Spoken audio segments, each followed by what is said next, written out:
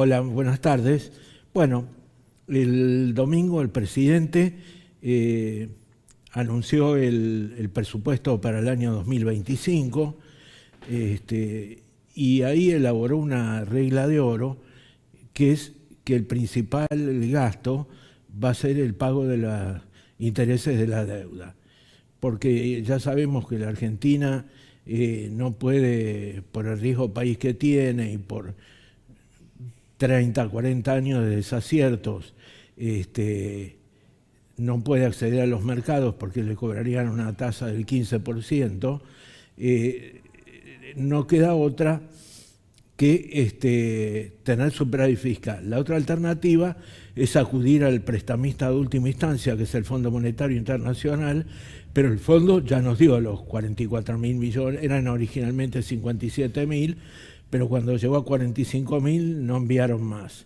Bueno, entonces el presidente ahí plantea el superávit fiscal para todo el año que viene. Hay unas previsiones sobre el crecimiento de la economía que parecen un poco optimistas, un 5%, cuando en el mercado esperan 3 y pico, pero hay una cosa que está clara. En estos 9 meses que van, 8 o 9, el gobierno alcanzó el superávit financiero.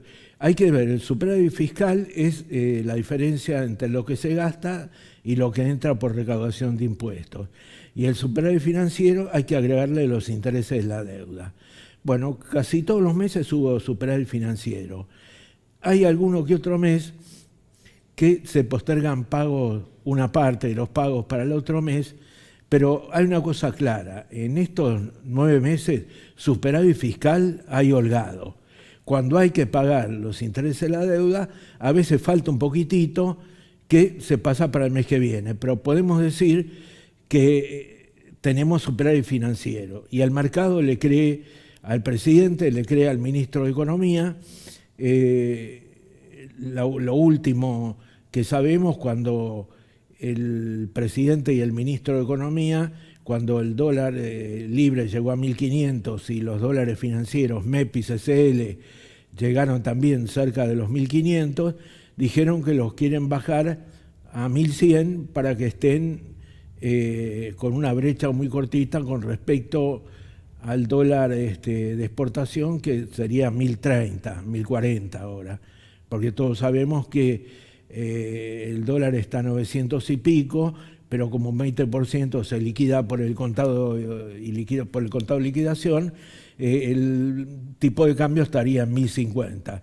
Bueno, hoy el MEP está apenas superando los 1.200, el contado con liquidación está un poco más arriba, pero están cerca. Ahora, hay que tener en cuenta que los dólares bajaron porque estamos en medio del blanqueo, entonces hay una entrada de dólares que van a las reservas, a las cuentas habilitadas para el blanqueo, entonces puede ser de que esos dólares alternativos bajen un poco más. Ahora, cuando termine el blanqueo, nuevamente volverían ahí a 1.300 porque la verdad no hay muchos motivos para que eso da, pero por ahí quedan en eso porque depende de la confianza.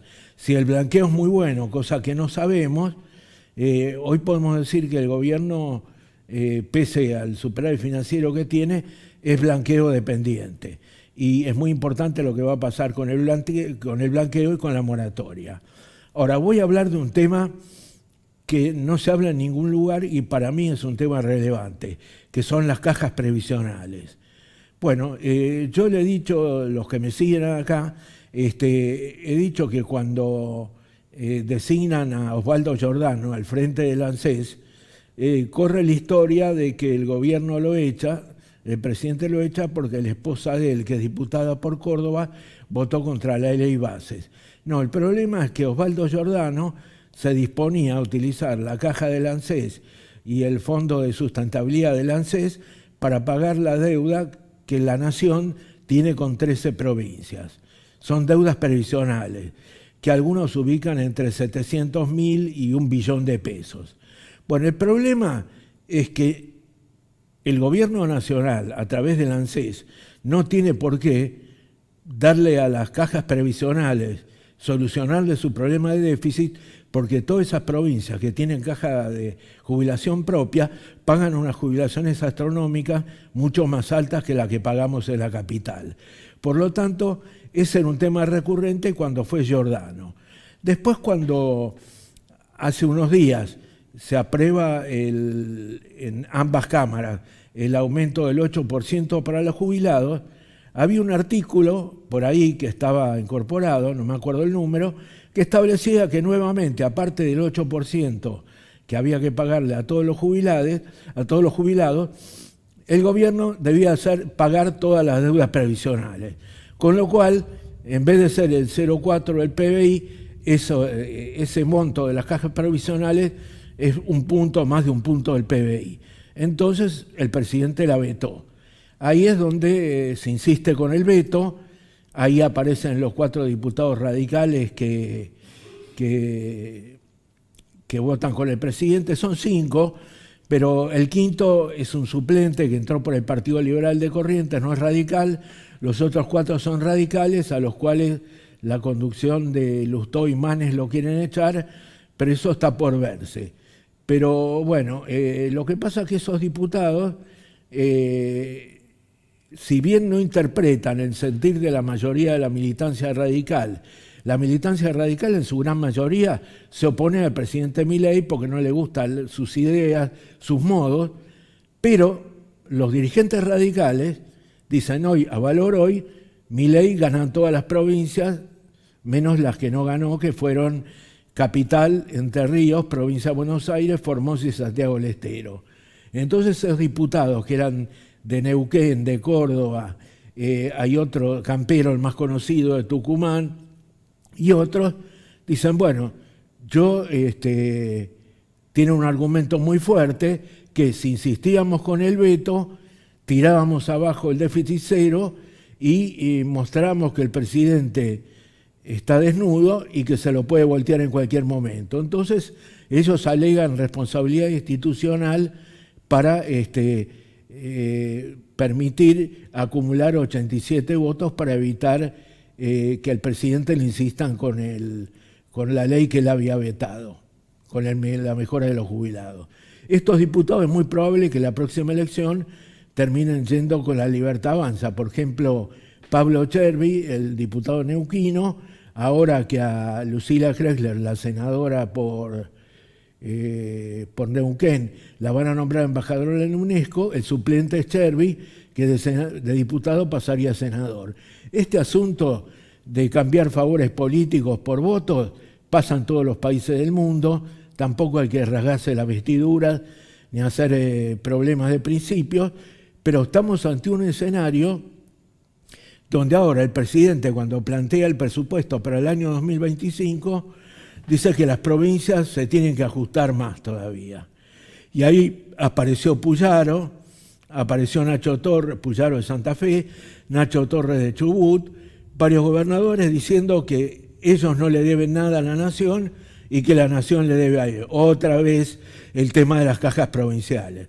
Es un tema que no tiene arreglo, que en algún momento se van a sentar, o el gobierno no se la va a pagar nunca, o se la va a pagar en cuotas. Alguna solución tiene que dar, porque bajo el paraguas del aumento a jubilados, te voto el presupuesto, pero solucioname el déficit de la caja previsional, es un tema que siempre salta. Viene saltando en estos 9 meses de gobierno. Por lo cual, o el gobierno no los paga definitivamente, con lo cual los gobernadores pueden recurrir a la Corte Suprema y ahí Dios dirá lo que puede pasar. Está también la coparticipación de la Ciudad de Buenos Aires, que el presidente no le incluyó en el presupuesto y que Jorge Macri y Mauricio Macri la reclaman y que se la están pagando en cuentagotas porque no hay plata para todos. Y claramente la Ciudad de Buenos Aires tiene un exceso de personal con altos sueldos, también jubilaciones altas, y no tiene por qué la nación pagar los desmanejos que ha hecho el macrismo en los 16 años que lleva gobernando la ciudad. Porque ¿por qué se creen que el macrismo gana las elecciones con el 50% de los votos, porque tiene un aparato descomunal, nombramientos, subsidios, jubilaciones importantes, todo ese aparato clientelista que tiene el PRO, aunque diga que es un partido moderno y que está contra el peronismo y el radicalismo, a los cuales califica de populistas, el macrismo es otro populismo más. Lo cual, lo que yo digo, no sorprende en nada, porque las elecciones por algo los ganó Milei, porque Milei lo que vio que tanto el peronismo como el radicalismo como el PRO eran todos más o menos lo mismo y que eran la vieja política. Entonces vino Milei con esta nueva política, que es decir, vamos a tener superávit fiscal. Y bueno, como tiene pocos diputados, porque tiene 39 diputados y 6 senadores, tiene que recurrir a la alianza del PRO, que es una alianza obligada, porque el PRO de la boca para afuera son liberales, no como gobiernan, que gobiernan como populistas, los tiene que apoyar, pero necesitan sumar a algunos diputados para evitar que le insistan con leyes que afectan al superávit fiscal. Y necesitan muchos más diputados, unos 30, 40, para aprobar este nuevo presupuesto. Bueno, el gobierno con esto está tirando, con este presupuesto, porque el gobierno sigue esperanzado con el triunfo de Donald Trump en las elecciones del 4 de noviembre en los Estados Unidos.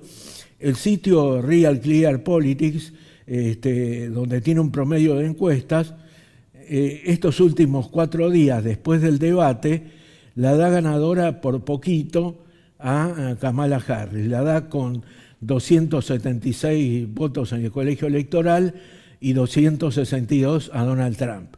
Ya sabemos que para ganar la elección de Estados Unidos hacen falta 270 votos en el colegio electoral. Pero como en realidad son 7 estados los importantes, que son Wisconsin, Michigan, Pensilvania, Arizona, North Carolina, Nevada y otros más, bueno, aparentemente, pero estoy hablando de un 0,4 de ventaja. Kamala Harris está ganando por el 0,4 en Pensilvania y por 1 y pico en Wisconsin y Michigan. Si gana esos 3 de esos 7, que son los más importantes, ganaría la elección. Pero bueno, es una elección palo a palo que está muy peleada. En general, las elecciones en los Estados Unidos aciertan bastante, pero hay que tener en cuenta algo, que cuando se hace una encuesta, la gente dice, voy a votar a este candidato u otro, pero para votar en los Estados Unidos tenés que estar registrado. Entonces, cuando hacen una encuesta, por ahí le preguntan a una persona que no está registrada y termina que no va a votar. En el medio de todo esto, se cuela otro problema muy grave, que es de Medio Oriente, que es la guerra entre Israel y Hamas y el Hezbollah e Irán. Bueno, si bien el presidente Trump dijo que va a apoyar con todo a Israel, y Kamala Harris en mucho más medida, porque los jóvenes del ala izquierda del Partido Demócrata no quieren ayudar a Israel, es tal el compromiso que tiene el gobierno de los Estados Unidos con Israel, que es muy difícil que haya cambios. En estos días Israel se mandó una jugada extraordinaria que hace a un problema local. Cuando la oposición le voltea el DNU de los fondos reservados a la CIDE y el gobierno de Milei dicen que la mayoría de esos 80 millones de dólares iban destinados a ciberseguridad. Pues bien, Israel, mediante la ciberseguridad, se metió en los beepers, en los receptores de mensaje de todos los miembros del Hezbollah, que son más o menos unos 2.000, en todo el Líbano, y accionó por control remoto explosivos, donde ya hay 15 muertos, hay centenares de heridos, muchos de ellos de gravedad. Con lo cual se demuestra que la ciberseguridad es una poderosa arma, no solo que se pueden hackear un montón de lugares para sacar datos de identidad en bancos o lo que sea, sino que ha demostrado que ser un arma letal para voltear a los principales cuadros armados de una organización guerrillera, que son ejércitos, como es el Hezbollah. Bueno, eso se ha logrado con la ciberseguridad. Con lo cual, el gobierno va a insistir doblando el presupuesto para la CIDE y ahí también es otra conversación de locos, es otro tema que al igual que las cajas previsionales tienen en vilo al gobierno. ¿Por qué? Porque la oposición dice que el gobierno quiere los fondos reservados para pagarle a los trolls, que no son trolls, son personajes de carne y hueso, jóvenes, libertarios, muy bulliciosos, que manejan las redes, y bueno, con las redes dicen de todo, atacan a los opositores se vuelven locos. Entonces el gobierno dice que no, lo que queremos es para ciberseguridad y para evitar atentados, porque el presidente está alineado claramente con los Estados Unidos y en contra del Hezbollah y Hamas, y puede sufrir un atentado, y tenemos que tener agentes infiltrados en muchos lugares, tenemos que invertir la mayor parte en ciberseguridad. La oposición dice no, quieren tener a los trolls, que se refieren a la barra bulliciosa que estaba el otro día cuando el presidente habló en el Congreso. Así las cosas, yo veo muy difícil, va a ser un tironeo constante entre el presidente y la oposición con dos temas: cajas previsionales y fondos reservados de la CIDE. Esos son los dos temas que hoy separan al gobierno y que van a hacer que se abra el libro de pases para sectores que están en la oposición, se van del gobierno, sectores que están cercanos al gobierno y que no los conforman, que pueden eventualmente votar a la oposición, y así sucesivamente. Bueno, hasta la próxima semana.